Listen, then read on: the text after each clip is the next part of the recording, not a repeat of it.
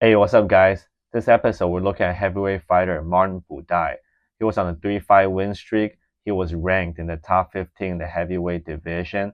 His overall record was 7-1 in the UFC, and he won his last fight on his contract. But the UFC opted not to renew it, releasing him as a free agent. This is truly a head-scratching move by the UFC, since the heavyweight division is already the thinnest in the promotion. Sure, Buday wasn't the most exciting guy on the roster, but he was effective and he was winning. And by all standards, he is a good fighter. But they choose not to renew his contract and released him. This just further proves that Colby Covington was right. It doesn't matter if you win. If the UFC finds your style boring, they won't push you and they will release you despite being on a win streak. So where should Martin Buday go next as a free agent? Before we get to his future, let's look at how his career started in MMA and how he broke into the UFC.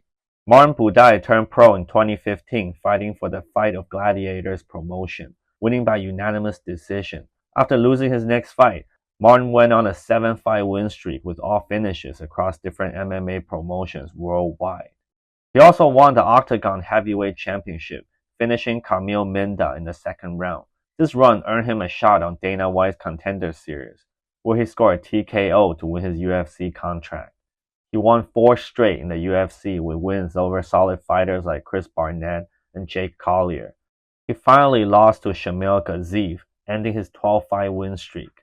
But Martin bounced back, defeating former UFC champion Andrei Arlovski. That put him on his current 3-fight win streak. He fought out his contract last weekend on the UFC Abu Dhabi undercard, defeating Marcus Buchecha. Because most of his UFC wins were decisions, the UFC opted not to resign him.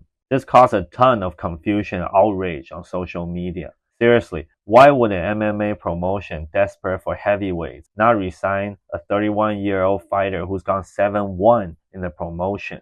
The simple answer, he wasn't entertaining enough for the UFC. The UFC is looking to build stars. Despite the UFC not resigning him, Buday has plenty of other options, especially now they have some real buzz online due to the unfair treatment. The fans have spoken. So Buday should strike while the iron is hot and land himself a good deal with another promotion. Martin Buday could enter the PFL tournament. With that, and not only does he get the prize money, but he could also get a shot at Francis Ngannou for the biggest payday of his career. Besides the PFL, Buday could sign with Jorge Masvidal's game-bred bare-knuckle MMA and face Junior Dos Santos for the heavyweight crown.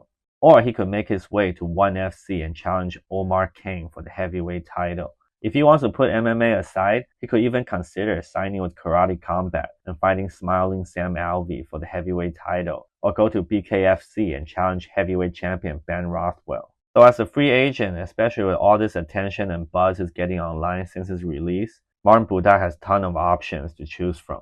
And yeah, the UFC might very well decide to resign him because of the social media backlash, but they likely wouldn't give him a favorable matchup. They will probably use the buzz he's getting and pair him up with someone like Derek Lewis or maybe Taliesin Teixeira.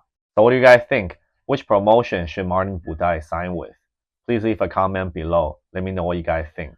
Thank you for watching. Please like and subscribe to the channel. Until next time.